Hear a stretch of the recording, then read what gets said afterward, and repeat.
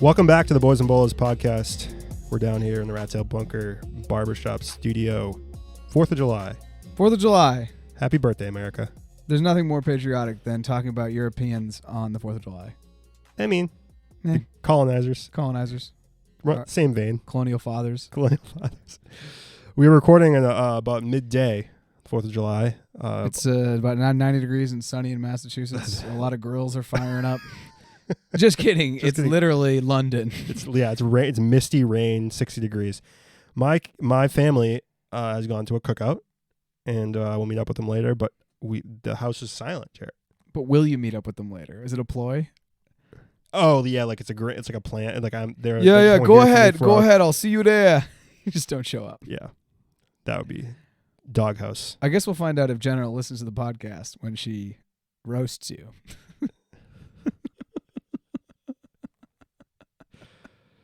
Jeff's thinking existentially about his life. Yeah. Wow, if my wife does listen to this, am I in trouble? All right, I gotta go. I gotta beep.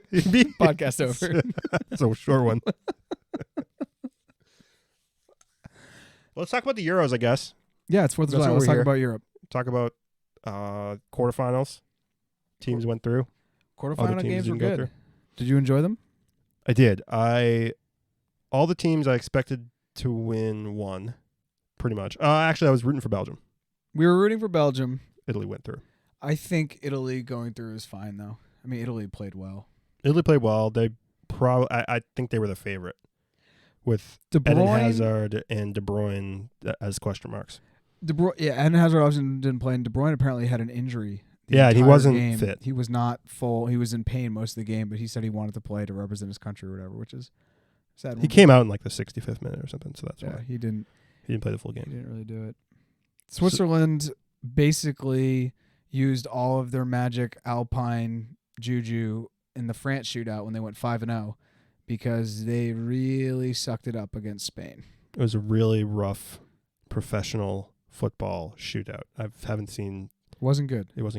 Switzerland basically passed the ball to the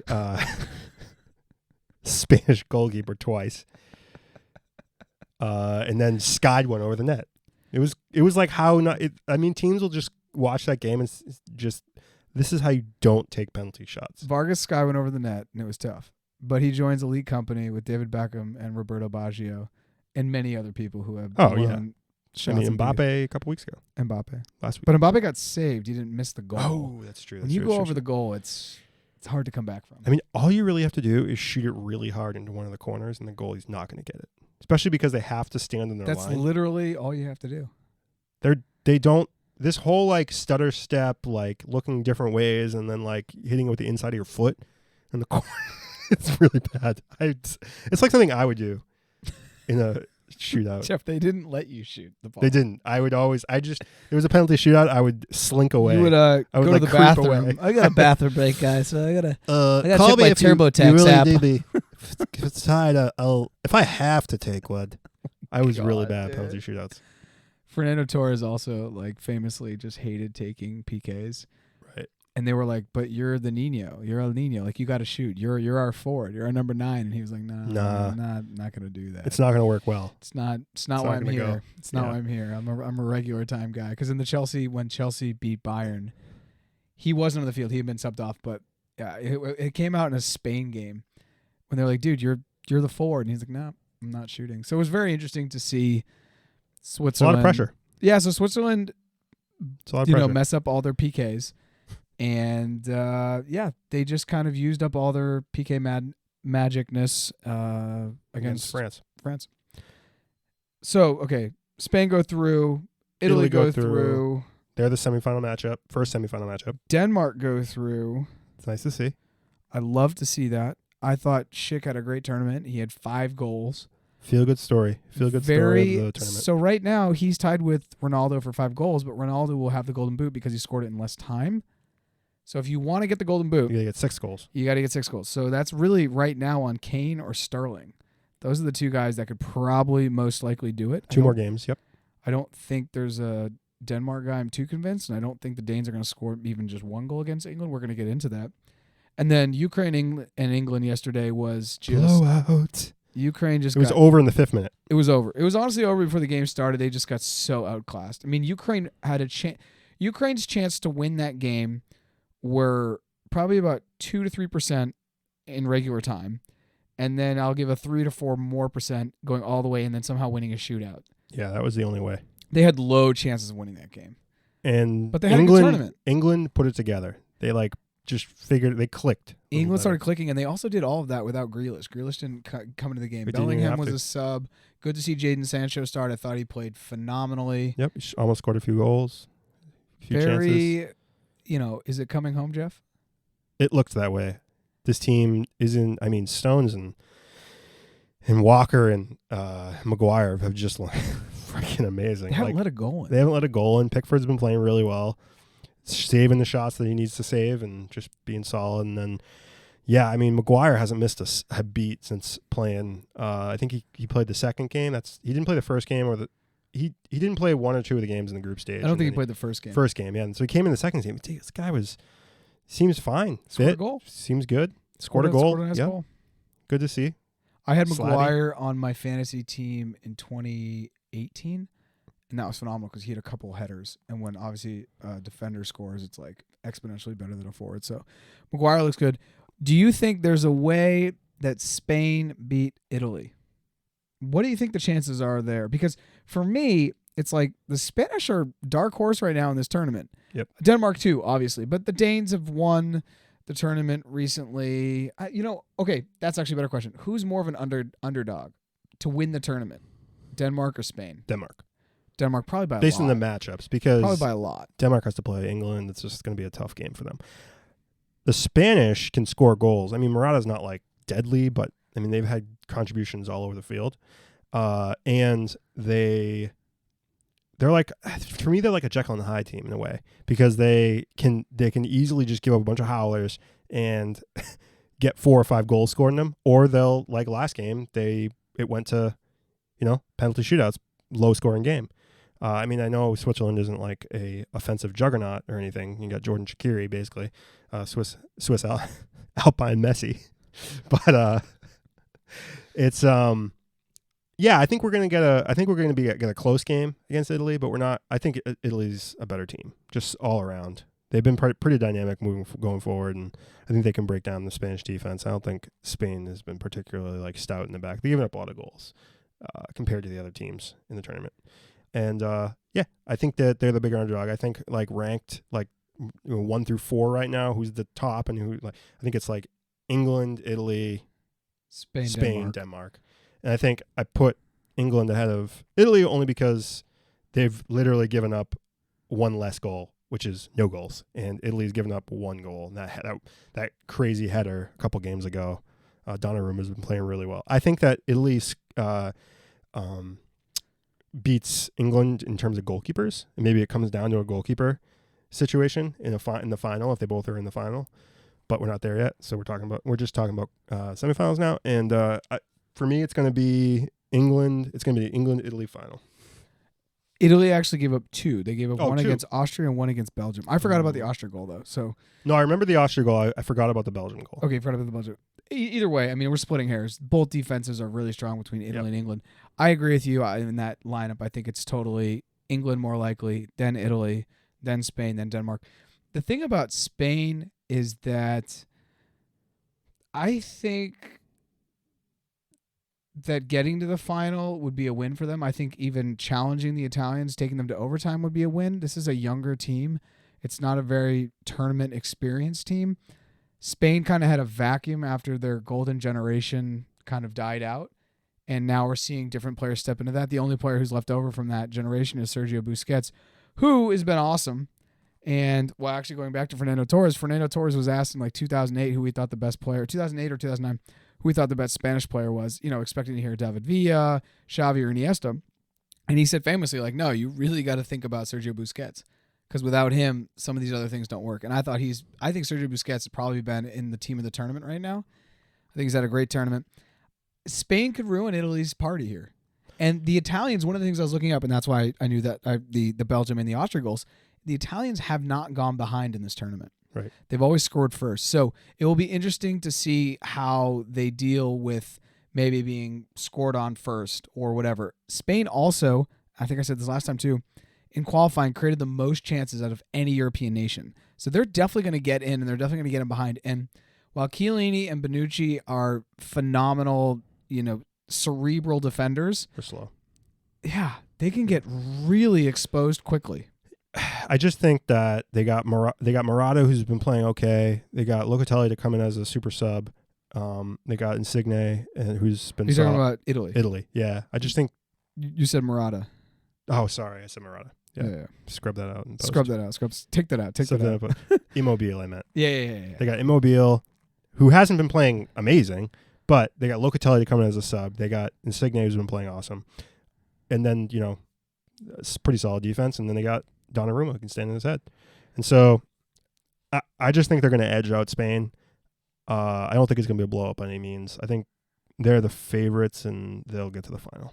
I think they're favorites, too. And I think soccer, just like most things in the life, are all about storylines. And I think a lot of people want to see this Italy storyline definitely get to the final. And while Denmark would be cool as far as like the Cinderella story, I think the fact that Denmark got to the semis is already pretty cool. But I do not see a way for them to beat England over 90 or 120 minutes. I just think they're going to get outclassed. Not to the degree that Ukraine did, but I do think they'll lose this game by 2 goals. Vestergaard, Anderson, if he plays, they're just not the best defenders. They're solid center backs, but I think that they're going to have problems with the pace of Sterling, and they're just going to have to respect Sterling's pace, and then Kane can finish as long as he gets service close in and around the box. I mean, yeah, and then you got they're dangerous on set pieces. I think that's the other thing about England is that they're very dangerous on set pieces, and set piece goals are very, very important. Or that they make a big difference in these like knockout games. England will get corners because they can penetrate the box and cause problems. And yeah, I mean, I don't know if Jadon Sancho is going to play or if it's going to be Saka. I don't know what the Saka injury's like. Who would you rather see play? I'd rather see Jadon Sancho play. I think he's I think he just provides a little bit more dynamic threat in the box. Saka is quick, and he's been playing well, and he deserves to come on as a sub if he's fit, but I don't know if he's fit. So I think the big question mark is still Grealish and whether Southgate views him as a player for the starting 11 or as a super sub. And it seems like at this point he's going to be a super sub, and that's why he didn't come on in the game, because the last game is because they were blowing him out. They were blowing Ukraine out, and there's no point in playing Grealish and getting him hurt, or he didn't need to impact the game. Risking the injury is not worth the reward. Like, there's no reward. You're already up by a lot. But there's no denying that he always has a positive impact when he comes in the game, because he comes in and he creates chances, and he does not necessarily always scoring, but he's causing problems for defenses, assists. I wonder if Southgate is like a really big Mighty Ducks fan, and he watched D2 and he saw like what Emilio Estevez did with Julie the Cat Gaffney, and he only put her in for like the final shot of the shootout. Right. I wonder if he's gonna like bring Grealish in just for the final to start, and then throw off Italy. Right, because I don't know. I think let's play it out. We assume England get to the final against Italy. That seems to be like one of the bettors would say that that's likely. I think against the Italians, you're going to have to bring out something that's maybe not as direct as Raheem Sterling. Like, you can't just beat the Italians with speed. No. You have to kind of get a little cerebral with them, because if you try to beat them with speed and just balls over the top, they're going to invite that all day, and they're going to eat you up. Not only that, is that even if you put anything in the box near the 6-yard box, into the 18, near the 6-yard box, Donnarumma's, that's his zone. He's got it. Donnarumma's very commanding. He's going to command that. He commands that box, and he can shot stop too. So England's going to play their back five, pretty much, right? So you're going to see Trippier is not going to play. It's going to be Walker. It's going to be Walker, Stones, Maguire, Shaw for sure. Shaw for sure. Yeah, and then on the right-hand side, who we got? Why can't I think of his name? Well, whatever. You're gonna see basically it's not Reece James. We were talking about this the other day. Oh Oh my God! All right, I'll look at the lineup. But yeah, we're both thinking. I can picture him, but I can't say his name. England will definitely play. with Declan, with Rice and Calvin Phillips, right? Walker. Jesus, Walker. Yeah, Walker. No, sorry. Yeah, Walker. No, who are we not saying? But in the lineup against Ukraine, it's showing that they played a 4-2-3-1, but that's not the way Really they did it, because they, you know what it is yeah, they have Maguire, Stones, Walker as the three, and they had Shaw and Sancho kind of working. Oh, on the right. And then they basically had a box in the middle with Sterling and Mount kind of pushing out to either side of Kane, and Rice and Phillips holding. Yeah. So it is honestly more like a 3-4-3. Yeah. Kind of with Sancho and Shaw, but I don't know. England has so many. They have such an embarrassment of riches. I know they're subbing on Rashford, Bellingham.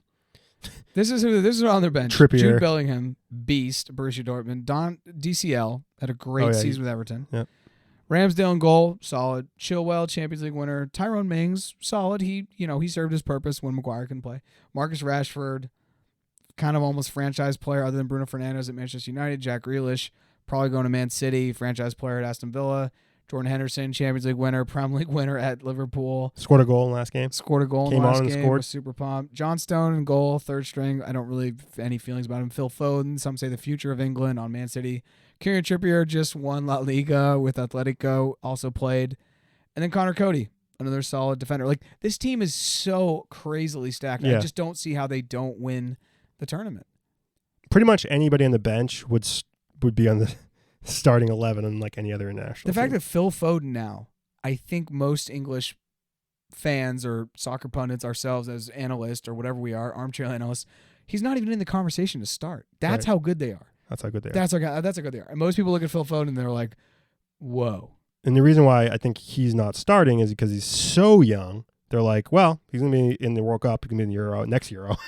Like, he'll have his chance, and I don't know if he'll right have now, his time in the sun, but like this team's also like very young. You have Rashford, who's super young, Grealish is pretty young, Sancho is pretty young, Mason Mount, who's super young. Kane's the one who's kind of getting old. What we've been saying, I think, for the last couple of weeks, and I still believe this, is Southgate doesn't really know who his best 11 is. He definitely doesn't know. And perhaps maybe that's in Saka. Sorry, I didn't mention Saka. Yeah, in Saka. Maybe that's actually going to help them, because nobody. Now the opposition doesn't really know what offensive lineup you're going to put out there. But the reason why I bring it up is because I think that a lot of these players can go in and what I'm saying is maybe that as they are scoring more goals, they're kind of clicking better. Maybe there's a better team chemistry. Southgate is figuring out who his best 11 is, and only one or two players are the ones that he has to move in and out, because now we Trippier was the starting was it left back, starting left back, basically wing back, whatever it is. At the start of the tournament, obviously he's figured out. I mean, Shaw is the guy now. Shaw's had he's had such a good season with United. Oh, so good. He was so impressive. He was the and best. You look at the guy and you're like, he's kind of like this little chubby little like dude, whatever. He's awesome. The balls he put in for those goals were just world class. Yeah. I do have to say Shaw benefited from being snubbed a little bit by Mourinho when Mourinho was at United, and I think he's like basically played with a chip in his shoulder the last couple seasons and now in this tournament, because he's been playing really well. Probably the best left wing back in the Premier League, and that's not like, I mean, who else? I mean, there's really nobody else. Zinchenko when he's on. Maybe. I'm just running through the teams, running through the head. I think Shaw's only problem last season is that he was injured a little bit. Yeah, I mean, Shaw's phenomenal. His awareness of where he needs to be and his timing of his decisions are some of the best I've seen in the tournament. Let's shift gears a little bit. Where are these semifinals being played, Jarrett? Oh, hold on. I believe one of them is back in Wembley. I think the England game is back in Wembley. The Italy-Spain game, let me tell you about that first, which is on Tuesday. It's back at Wembley.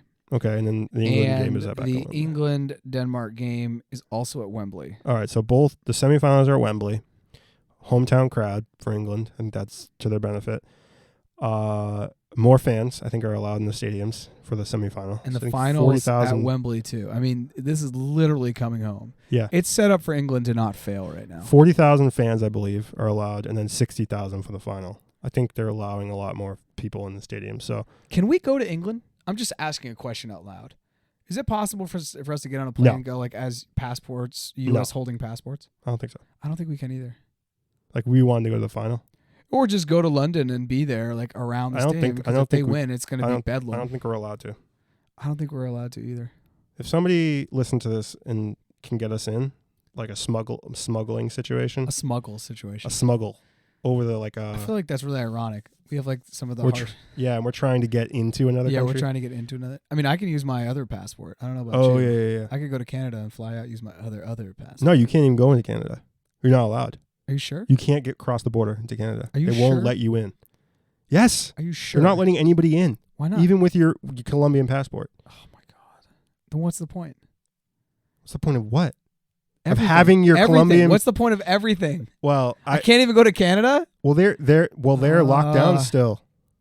They're doing worse for COVID right now in terms of vaccines than we are. Their vaccine rollout. Canada's in a really tough situation also economically, and we're not going to talk about this. It's a soccer podcast. Well, their vaccine distribution has not been ideal.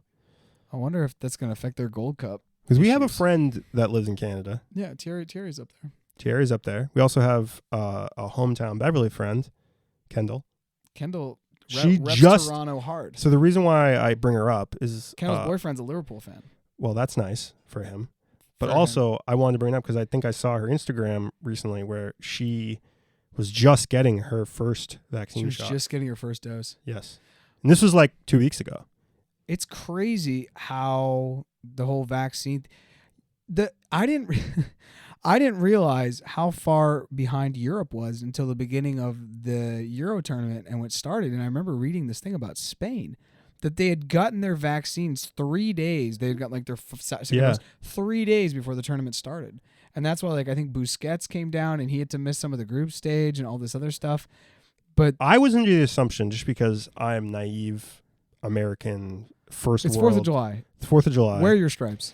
Well, I'm very naive in the fact that I thought that just like because they were affluent footballers, like because they were in like developed countries, they all got their vaccine. They were like first on the list. I don't know. I just thought privilege, like they just got it. But I'm hearing this thing where like some of these guys haven't even been vaccinated. It's insane to me. It is like beyond the English players, especially because they have better. They've had. UK has had a better vaccine availability than the UK has had access Europe. to vaccines since we much have, earlier, and a lot of that. I wonder how much of that has to do with Brexit and the fact that now they don't all have to play under the same roof. Right. Yeah, they're playing under the same rules, but they have universal health care. That's interesting. They can go anywhere and get a vaccine. I mean, we basically can do that too. That's the one surprising thing about this whole thing. But the way that the vaccine rollout, how it's like so. The disparity in other countries is just, I guess, I was a little bit surprised about that. I just assumed it's because they're they make millions of dollars. They're just like, yes, I'd like the vaccine, please, and they just like call like it their a drone agent. Comes yeah, and like drops like it on their pool. Yeah, like just some guy shows up, gives them the vaccine, and leaves. I don't know. I figured like all the whatever the doctors or whatever for each team, they just lines all the players up. Everybody gets a vaccine like in a row, and that's it. Clearly not like that. Why don't they let me like plan the vaccine rollout for the football. Vaccine rollout for Spain? For Spain. That would be phenomenal to watch. Yeah. I'm a pretty smart guy. I think I could do it. You are a very intelligent. Fake it until you make it, right? Or yes, make it and then fake it. I just hope that these Delta variants I hear about and all this other shit, obviously the vaccines we have take care of that, because otherwise this podcast, once again, we may have another hiatus if we have multiple weeks off, either in the Premier League or for European football or for the Champions League. Oh yeah, I would hate that. That'd be awful. I mean, we'd have to, I don't know. But anyways. No, but the one thing I wanted to mention though about, the reason why I brought up the stadiums is because English fans weren't allowed in Rome. I know. But there were English fans there. But they were probably like Italian Englishmen, Italian. Oh, they were just expats. They were Brits who live abroad or whatever. They were there. Like my friend Nathaniel, he lives in Rome and he works for the World Food Program. But he's not Italian. Yeah, they weren't allowed because they're just not. There's like restrictions, and I think there was an outbreak or something from an English game. The Wembley final, if it's Italy, England, it doesn't matter. It doesn't matter who it is. Whether it's England, Italy, England, Spain, will be one of the best sporting events for soccer we've seen in a while.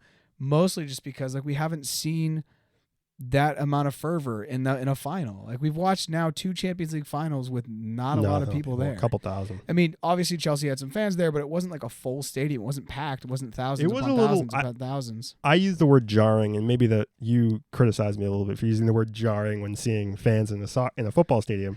But I mean, we have been watching like basically empty stadiums for a while with pumped in noise. It's been very strange. It was strange actually seeing the Columbus Crew stadium open last night, and we're talking about MLS, but they played the Revolution at their new stadium in Columbus, Ohio, and that place was packed. It was packed. 30,000 fans. That the capacity is only like 30,000, but it's a true true football stadium, specific stadium. Yeah, it's not like some Gillette Stadium. It's not Gillette Stadium where there's still football lines, which I just want to gouge my eyes out. But anyway, it was really cool to see that many fans there, but it was again like a little jarring.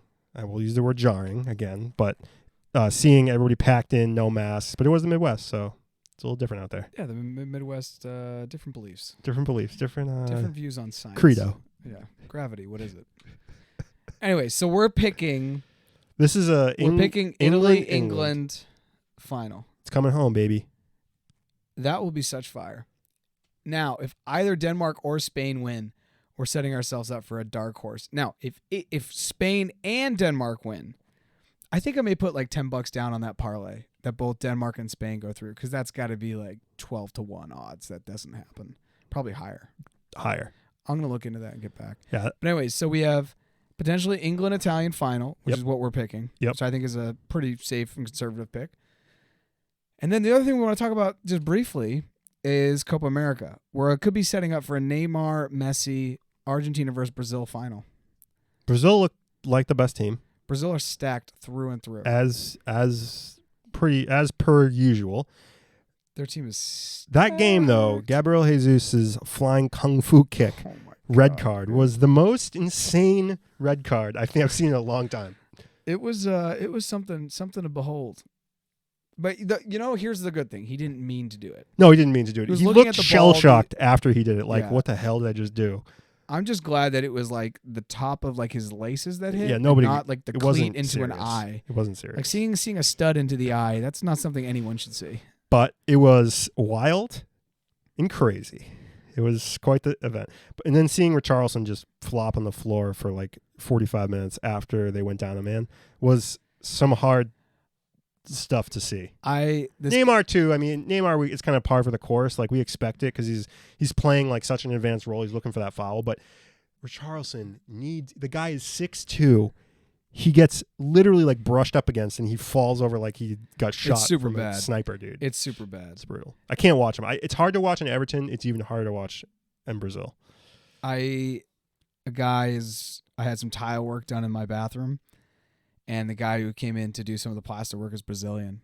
And I was like, hey, did you watch the game last night? He's like, no, I didn't watch the game. I was like, oh, okay. He's like, yeah, I don't watch the, he's like, I watch my team in the Brazilian league, but I don't really watch the Seleção, the national team.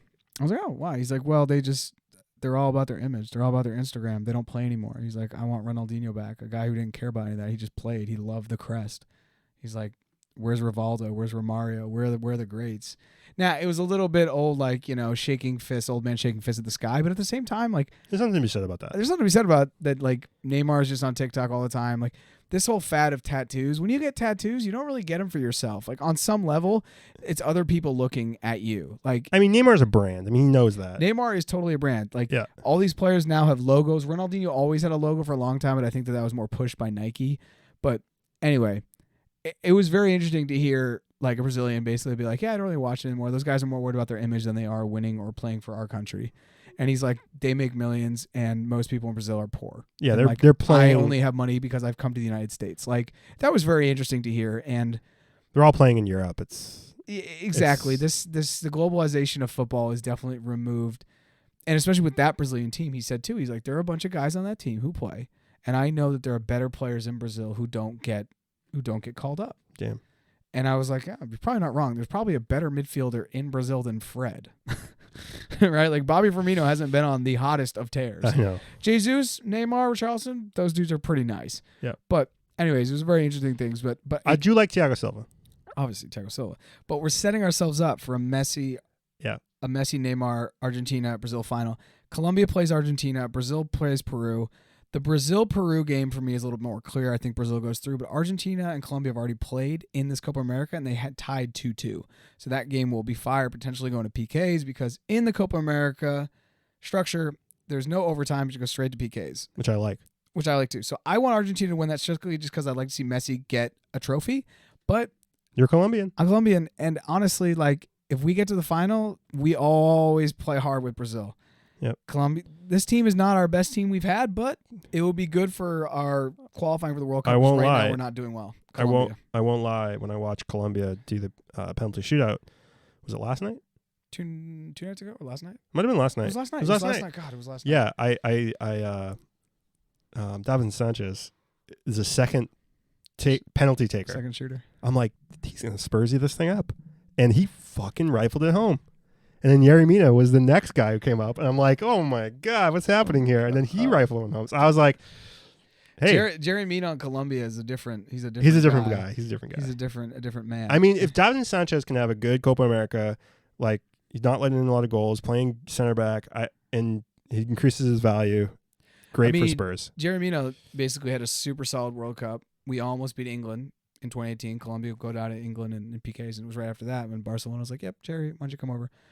Then he ran into the fact that he didn't have a European passport, and so he was a foreigner, and they can only have so many foreigners in La Liga. And then there was just another foreigner who was better than he was, basically. But Jerry Mina's a stud. I think he's a pretty underrated center back. When he wants to be phenomenal, he is. Was he injured last season, or was that the issue with him on Everton? He was on and off. Yeah, he was on and off with Everton, but he. You know, the Premier League's also brutal. It's not South American. It's a different style soccer. It's a different game. So. But anyways, we're setting up for two really great finals. In the Euro, you probably have Italy, England, and in South America, you probably have Argentina, Brazil. Both teams will get to play in front of their homes. Potentially, England will have a final in Wembley, and Brazil would have the final in Maracanã, which would be phenomenal for Messi to win that. The finals in Rio. In Rio, in the Maracanã Stadium. So that's great. And then we go right into Gold Cup. And the Boys and Bolos are potentially planning to go to the Gold Cup final if we can get press releases from CONCACAF. Sin City, baby. Sin City. Yep. Never been to Las Vegas. I'm sure they know us there. They probably do. I'm not a gambler. Not a gambling man. Yet. Not a gambling man, but not. That's because I haven't been given much opportunity to be. If Boys and Bolos goes off the air permanently, it's because we owe some Russians a debt. Or we owe Mr. Chow a debt. It's a hangover situation. You're gonna throw a mattress off the roof? I might get a little wild going to Las Vegas. I might get wild. I might have one drink. Oh, one drink. That is wild for Jarrett. He'll be like blackout, one drink. I'm on the monk life these days. Yes. I just hang out in my Zen garden. He's in the monk life. He's not drinking and celibate. Exactly. Basically, I'm living the pandemic for the rest of my life. Oh my God, dark times. Dark times. Well, I think that's all we got. It's good to be back in the bunker. Back in the USSR. Be back in the barbershop. Happy 4th, everyone. Happy 4th. Go America. America. This is explicit. I could be. Fuck yeah. Anyways, goodbye, people. Ciao. Ciao. Ciao. Thanks for listening to the Boys and Bolos podcast. You can find us on Facebook, Twitter, Instagram, Patreon, Twitch at Boys and Bolos. If you'd like to be a guest, please reach out. You can hit us on any of the social media accounts that Jeff just mentioned, or email us directly at boysandbolos@gmail.com. Thanks for listening, and see you next time.